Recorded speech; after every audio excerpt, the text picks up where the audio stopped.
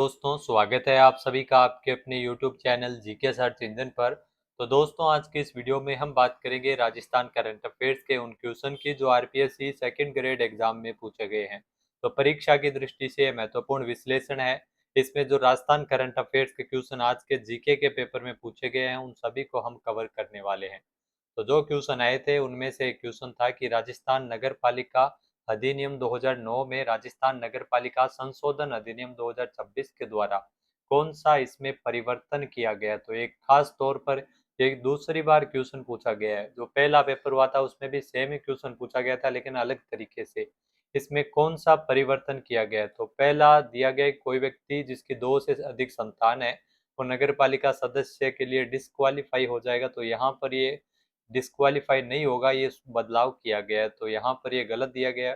फिर है कि अधिनियम में एक नई धारा 331 अंतः स्थापित की गई है, तो ये भी गलत है। फिर है कि अधिनियम में परिभाषित किया गया है कि खतरनाक रोग की सूची में कुष्ठ रोग को बाहर किया गया, ये भी क्वेश्चन पहले पूछा गया था। 3 नंबर ऑप्शन बिल्कुल सही है। फिर है कि नगर पालिका जो अधिनियम में राज्य सरकार को निर्दिष्ट अधिकारों और इस पे आधार पर नगर पालिका के सदस्यों को हटाने का अधिकार देता है, तो ये भी गलत है। इसमें जो कुष्ठ रोग को बाहर किया गया है। इसके अलावा जो चुनाव लड़ने का अधिकार 2 या 2 से अधिक बच्चों वाले व्यक्तियों को भी स्थानीय निकाय के चुनाव लड़ने का अधिकार दिया गया है, तो ये बदलाव किया गया है। नेक्स्ट क्वेश्चन पूछा गया था कि साल 2025 में यानी एक एक 2025 से लेकर 31/12/2025 तक राजस्थान महिला आयोग के द्वारा किस प्रकार की शिकायतों के सर्वाधिक प्रकरण दर्ज किए गए। सबसे ज्यादा मामले जो सामने आए थे वो दहेज से संबंधित क्रूरता के थे। 2 नंबर ऑप्शन यहाँ पर बिल्कुल सही है। यहाँ घरेलू मामलों और प्रताड़ना से जुड़े जो संबंधित शिकायत और मुख्य रूप से सर्वाधिक मामले हैं वो दहेज से संबंधित क्रूरता और संपत्ति विवाद से जुड़े इसमें मामले हैं वो भारी संख्या में देखने को मिले थे, लेकिन सर्वाधिक मामले हैं वो दहेज से संबंधित थे। नेक्स्ट है कि अप्रैल 2026 में काहिरा इजिप्ट में आयोजित आईएसएसएफ जूनियर वर्ल्ड कप में राजस्थान की किस निशानेबाज खिलाड़ी ने हिस्सा लिया था। तो इसमें ध्यान रखना, राजस्थान की जो शूटर है वो भारतीय दल में शामिल हुई थी, जिनका नाम है ख्वाहिश शर्मा, जिन्होंने हिस्सा लिया था। 1 नंबर ऑप्शन यहाँ पर बिल्कुल सही हो जाएगा। अप्रैल 2026 में काहिरा मिस्र में आईएसएसएफ जूनियर वर्ल्ड कप का आयोजन किया गया था। नेक्स्ट है कि राजस्थान बजट 2026-27 में राजस्थान अधिस्वीकृत पत्रकार सम्मान योजना में 60 साल से अधिक आयु के जो अधिस्वीकृत पत्रकारों को सम्मान राशि प्रतिमाह दिवंगत अधिस्वीकृत पत्रकार की पत्नी को देय राशि प्रतिमाह कितनी की गई है। तो इसमें दो अमाउंट आपको ध्यान में रखनी है। 18,000 रुपये है वो इसमें पत्रकारों को, और 9,000 रुपये दिवंगत अधिस्वीकृत पत्रकार की पत्नी को इसमें दिया जाता है। 15 से बढ़ाकर 18,000 किया गया और 7500 से बढ़ाकर इसमें 9,000 रुपये किया गया। तो 3 नंबर ऑप्शन बिल्कुल सही हो जाएगा। तो बजट में इसको लेकर घोषणा हुई थी। नेक्स्ट जो पूछा गया था कि अप्रैल 2026 में जयपुर में आयोजित अखिल भारतीय अंतर विश्वविद्यालय हैंडबॉल पुरुष प्रतियोगिता के लिए निम्नलिखित कथनों पर विचार कीजिए। इसमें दो कथन आपके सामने इसमें दिए गए थे। पहला है कि प्रतियोगिता के फाइनल में राजस्थान विश्वविद्यालय जयपुर ने जय नारायण व्यास विश्वविद्यालय जोधपुर को 18-12 से हराकर खिताब जीता है, तो पूरी तरह से गलत कथन है। राजस्थान विश्वविद्यालय ने खिताब जरूर जीता है, लेकिन विजेता रही है यूईएम विश्वविद्यालय जयपुर को 24-18 के अंतराल से हराया है। तो ये अंतराल भी गलत दिया गया है, विश्वविद्यालय जिन्हें हराया है वो भी गलत दिया गया। तो दोनों कथन इसमें पहला कथन है वो गलत दिया गया है। दूसरा है कि राजस्थान विश्वविद्यालय के हरदयाल को प्लेयर ऑफ द टूर्नामेंट मिला है।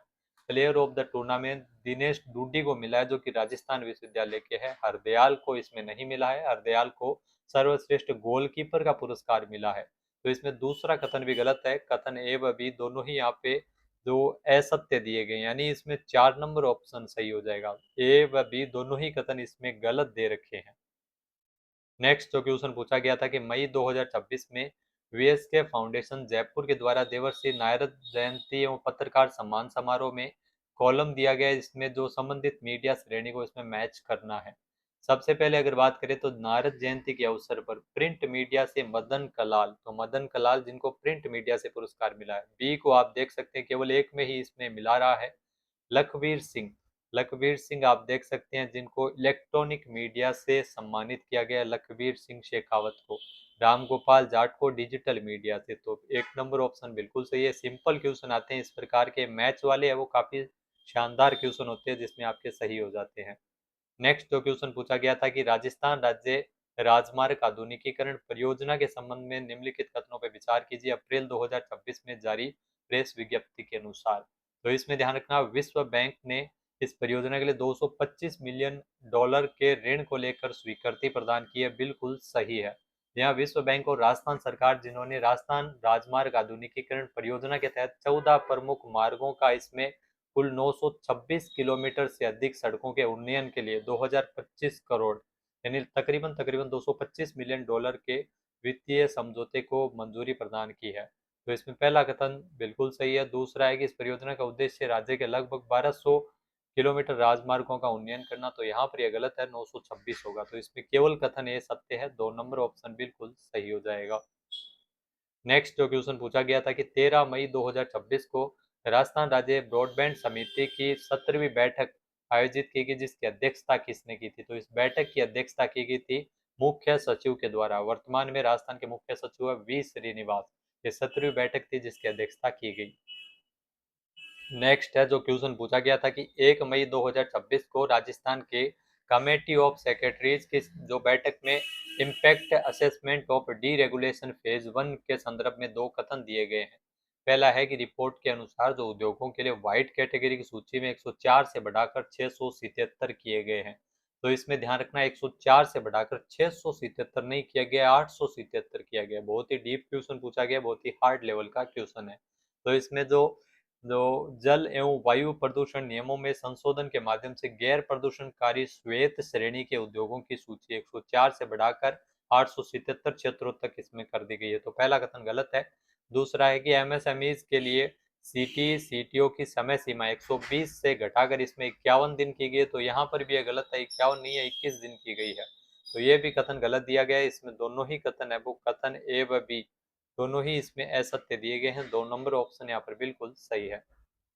नेक्स्ट जो क्वेश्चन पूछा गया था कि अप्रैल 2026 में दुर्लभ लाफिंग एप्लेसी के लिए उन्नत सर्जरी करने वाला राजस्थान का पहला अस्पताल कौन सा है? इसमें एम्स जोधपुर है, वो सही होगा। पहला अस्पताल है, अप्रैल 2026 में ये सर्जरी की गई थी।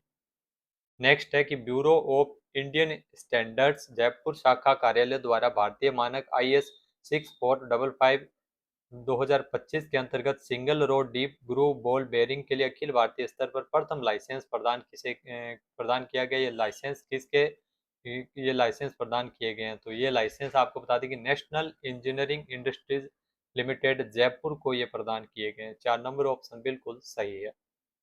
नेक्स्ट जो क्वेश्चन पूछा गया था कि मई 2026 में नीति आयोग के द्वारा प्रसारित school education system in India temporal analysis and policy road map for quality enhancement report के अनुसार कक्षा 1 से 12वीं तक की एकीकृत शिक्षा उपलब्ध करवाने में संपूर्ण देश में राजस्थान की हिस्सेदारी लगभग कितनी है? तो लगभग 35% हिस्सेदारी है। बहुत ही हार्ड क्वेश्चन है, वो करंट अफेयर से रिलेटेड पूछे गए थे, फिर भी काफी सारे क्वेश्चन आप देख सकते हैं। ख्वाहिश शर्मा, ये ख्वाहिश शर्मा है और ये प्रतियोगिता 19 से 27 अप्रैल तक मिस्र के काहिरा में आयोजित की गई थी। फिर 18,000 रुपये जो प्रतिमाह पेंशन है वो दी जाती है वरिष्ठ अधिक स्वीकृत पत्रकारों को। 2025 करोड़ रुपए विश्व बैंक के द्वारा 14 राजमार्गों के उन्नयन के लिए 926 किलोमीटर जो सड़कों का उन्नयन किया जाएगा, इसके लिए स्वीकृति दी गई है।